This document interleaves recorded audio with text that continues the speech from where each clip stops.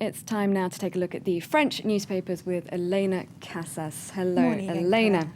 Now, the French socialist candidates in the primaries, they had their third and final debate last night. And how did that go down then in the papers? What do they make of that?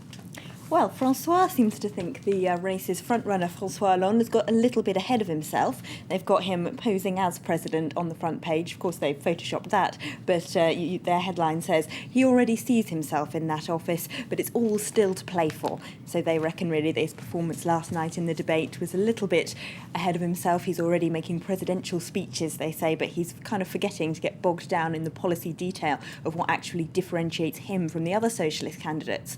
So if you're a bit lost as to what those details actually are, the Le Parisien has quite a good cheats guide to what the policy differences are between those six candidates who, of course, face off in the first round of the socialist primary on Sunday. So they say what marked the difference last night was that Martine Aubry especially, who is coming second in those polls at the moment behind Hollande, was much more focused on her policies and much better at selling her experience. Of course, she has a lot more in terms of holding elected offices than Hollande does.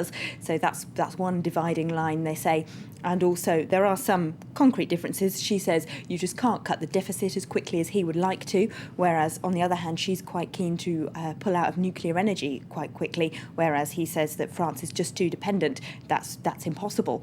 The Le Parisien also criticises all six candidates for not touching at all on a number of subjects that are important to French voters in all of these three debates they've had. They said they've hardly talked about education, they've not talked about housing. House prices, of course, are a huge concern to lots of French people, and they've not talked about foreign policy, so we don't quite know how any of them would deal with France's international partners as they became president. They did, though, talk about the economy, and that's, of course, making headlines still.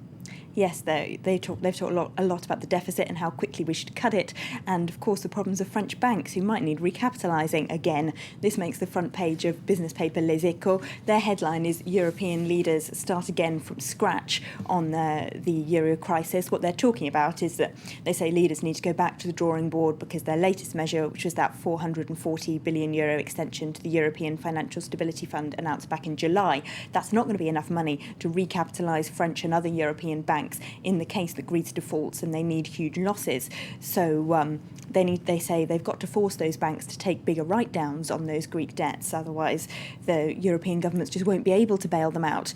This story also makes the front page of Libération. They've got European states regulate the banks on their front page. Now, what they're talking about is, again, this issue of recapitalisation, but Libération's editorial is quite strongly worded today. They say the European governments just cannot be expected to bail out banks again like they did in 2008 without expecting the banks to take some bigger losses as well.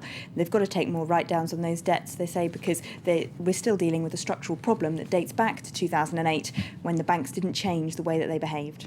And Le Figaro goes to Greece to take a look at how the austerity measures are going down. Yes, they've got Greece in the process of imploding as a front page. Of course, they're talking about all the demonstrators that took to the streets this week. But they say the fundamental problem is that people are just ignoring the austerity measures passed by Papandreou's government. A third of Greece's GDP is in the black economy anyway, so people know plenty of ways to get around rules passed by the government. They talk about shopkeepers who do fake receipts for their customers so they don't have to pay the new VAT increase. And they say the defiance against Papandreou's government is soaring.